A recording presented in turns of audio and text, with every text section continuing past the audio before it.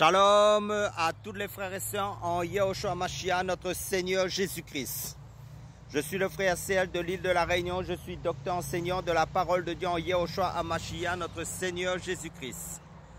Salutations à tous ceux qui sont en Europe, en Asie, en Afrique, en Amérique, en Russie, au Japon, en Chine, en Allemagne, que ce soit en Israël, à Jérusalem, que ce soit au Portugal, en Espagne, que ce soit dans les îles de l'océan Indien, que ce soit dans la grande île de Madagascar, que ce soit dans l'île de la Martinique, de la Guadeloupe, dans l'île Maurice, dans l'île de Tahiti.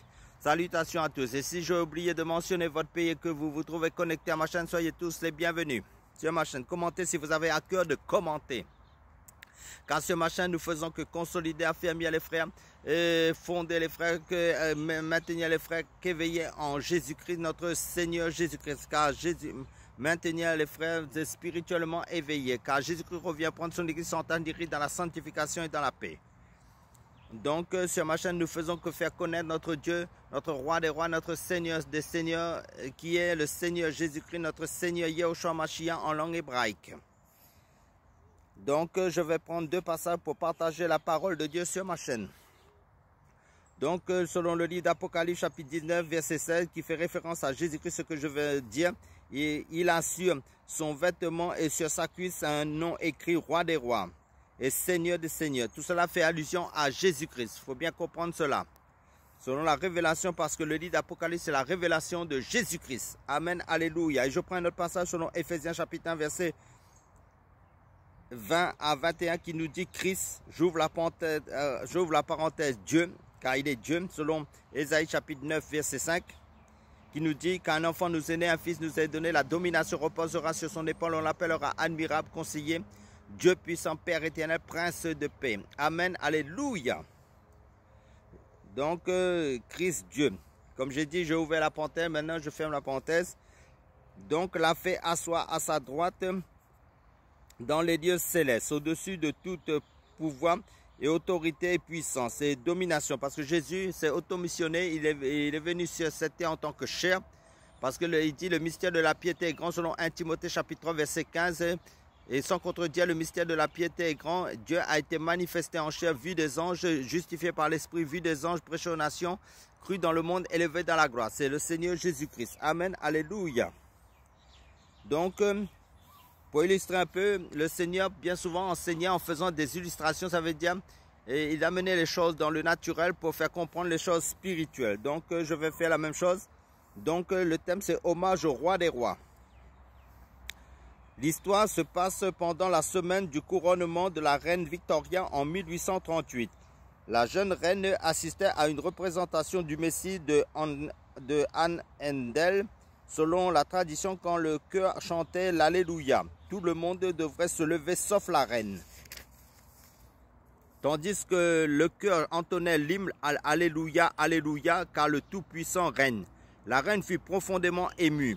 Ses lèvres tremblaient, les larmes lui montaient aux yeux. Finalement, alors que les chanteurs arrivaient aux paroles qui célèbrent Jésus, roi des rois et Seigneur des seigneurs, elle ne put rester assise. Elle se leva et courba sa tête couronnée en signe de respect devant le roi des rois. Le livre de l'Apocalypse fait écho toute proportion gardée au sentiment de la jeune reine. Il annonce l'adoration dont Jésus sera le centre. Les 24 anciens qui symbolisent toutes les croyances jetteront leur couronne devant le trône en disant « Tu es digne, notre Seigneur et notre Dieu, de recevoir la gloire et l'honneur et la puissance. » Selon Apocalypse chapitre 4, versets 10 à 11. Mais ceux qui, durant leur vie, n'auront pas reconnu en Jésus le Seigneur, devront un jour fléchir aussi les genoux devant celui qui est le Seigneur de tous. Selon Actes chapitre 10, verset 36. En effet, Dieu l'a couronné de gloire et d'honneur après l'illumination de la croix, selon Hébreux chapitre 2, verset 9.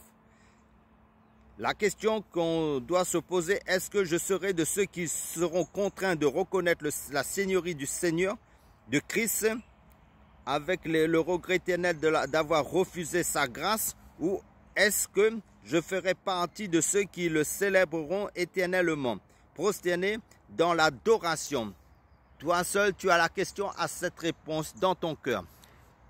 Toi seul as la réponse à cette question. Donc, le conseil que je te donne, accepte le Seigneur Jésus-Christ de ton vivant sur cette terre et adore-le chaque jour. Parce que dans le ciel, on va l'adorer éternellement.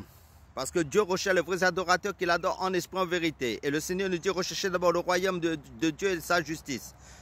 Parce que, en fin de compte, parce que le Seigneur nous dit dans Luc chapitre 11 verset 13, « Méchants comme vous l'êtes, vous savez donner de bonnes choses à vos enfants, combien plus le Père qui est dans le ciel ne donnera-t-il pas le Saint-Esprit à ceux qui le lui demandent. Sans le Saint-Esprit, qui est l'Esprit de vérité, nous ne pouvons pas adorer le Seigneur, parce que le Seigneur recherche les vrais adorateurs qui l'adorent en esprit, en vérité.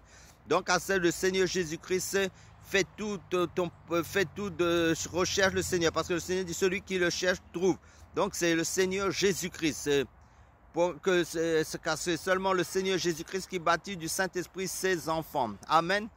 Parce que à tous ceux qui ont cru en son nom, c'est-à-dire au nom du Seigneur Jésus-Christ, il a donné le pouvoir de devenir enfants de Dieu d'après l'évangile de Jean chapitre 1 verset 12. Amen. Alléluia.